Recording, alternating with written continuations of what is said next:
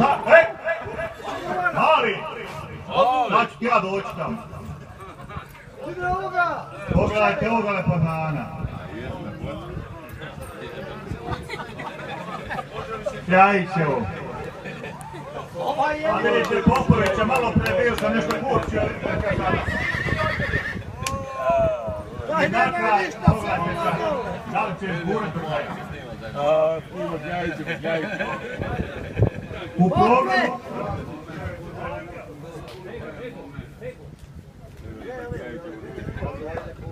Rastoviću na drugu stranu.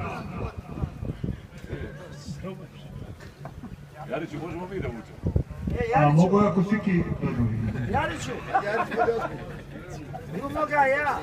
Prvo bi najavio...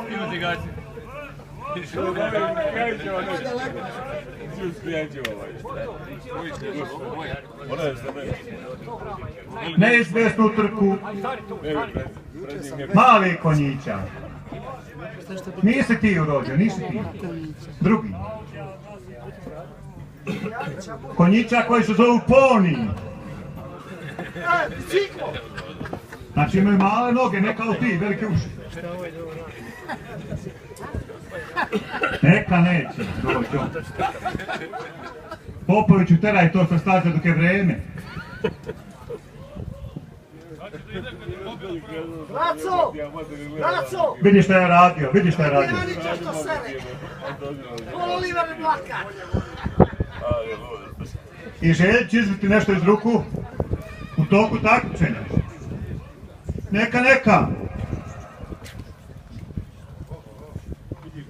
Omaši kopitovi. Pa gdje ona izgledaju? Vežbica! Pa neka on obiđe, on ima kapnje. A šta? Će oni vući ili neće vući?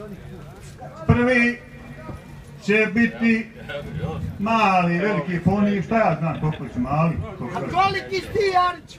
Ja sam veliki poni. Mišo je izgleda prepio. Nije noća kućne prepio.